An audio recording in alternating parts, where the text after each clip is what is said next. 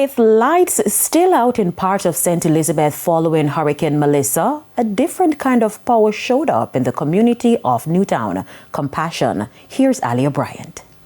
Stacked with zinc sheets, boards and hammers, members of the St. Elizabeth Police Division, in collaboration with other agencies, brought much-needed support to a popular elderly resident of Newtown after his home was damaged from the hurricane.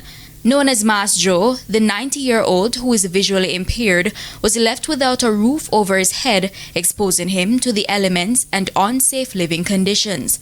Superintendent Coolidge Mento led the team. We have a team of persons here from Brady's Construction Limited, and this is supported by our Member of Parliament, the Honourable Floyd Green, who has contributed the zinc for this project, and the team from Brady's Construction, along with police officers, we're here to effect repairs. In fact, we're replacing the entire roof. We're also doing some painting of the building and cleaning up of the inside as well as the exterior of the premises. Residents have been extremely concerned for the 90-year-old's safety and his health. Last week, Monday, I was on my way to NIS, very upset to find out what could be done for him, because the soldiers told me that if his name is not on the list, they cannot assist him. Sir, every single soldier that I heard that they are responsible for a site, I asked them, and they said they would help him. Every day they look on the house, but because his name is not on the list. I'm glad when he reached out to us, and Mas Joe is sleeping very comfortable. He has a roof over his head. After this man, I have to go check him 2 times a day. Me feel so good. Me commend him very much, and it's a mentor the team very good, because without him, it wouldn't be possible. For now, the power lines remain silent, but in this corner of St. Elizabeth, a repaired roof and helping hands have brought light of another kind. Restoration crews continue work across the parish as families affected by Hurricane Melissa wait for full power and water service to return. Alia Bryant, TVJ News. 90 years strong and still rising, Homewood Technical High School is celebrating a major milestone, not just in age, but in advancement, with the opening of a near $2 million classroom block designed to power the next generation. Sandy Williams reports.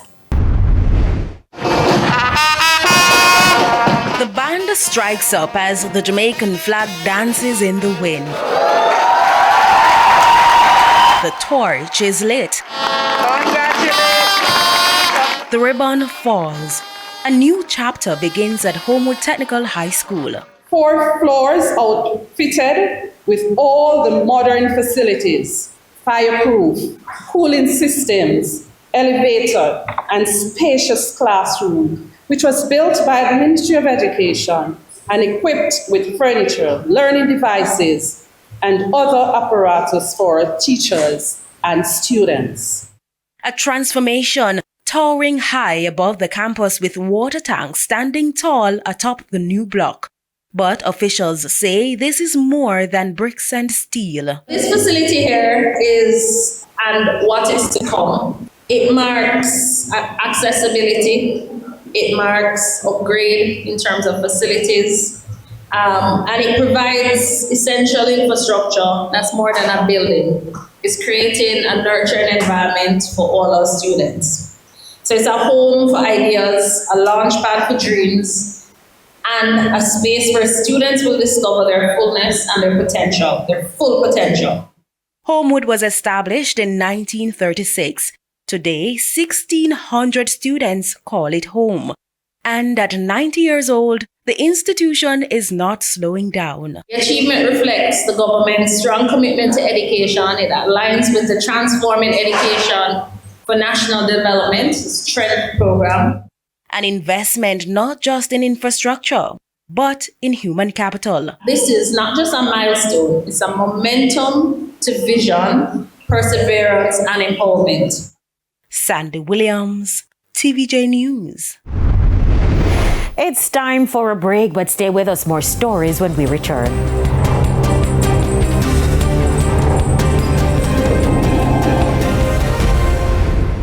Welcome back to the Midday News. It's now time for the Business Minute.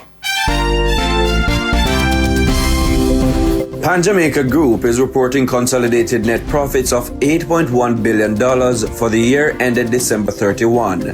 That represents a 33% increase compared with the previous year.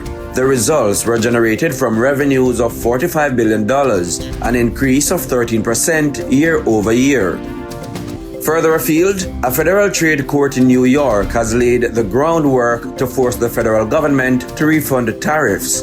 On Wednesday, a judge ordered the Trump administration to start paying back more than $130 billion worth of tariffs to importers.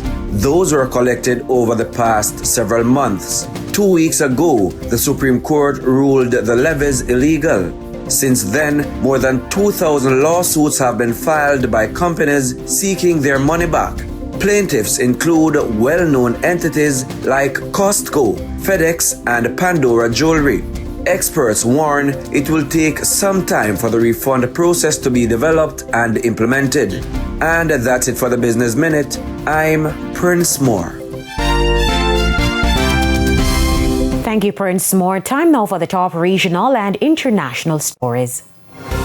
In the region, the St. Lucia government says the United Kingdom has introduced a visa requirement for St. Lucian nationals traveling or transiting through the UK effective immediately. British authorities say the move follows a rise in visitors from St. Lucia later applying for asylum, placing pressure on the UK's immigration system. A 6-week transition period runs until April 16 for travelers who already secured electronic travel authorization. The St. Lucian government says it is now in talks with the UK to address the new travel restrictions.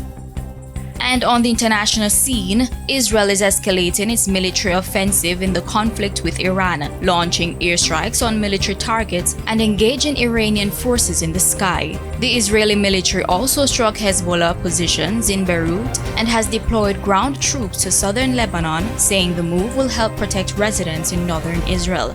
Meanwhile, the US has identified 2 of the 6 service members killed in a drone attack in Kuwait, Major Jeffrey O'Brien of Iowa and the Chief Warrant Officer Robert Marzan of California. And those were the top regional and international stories. I'm Aliyah Bryant. Thank you, Alia. We now head to our final break. When we come back, we'll have your Midday Sports Report.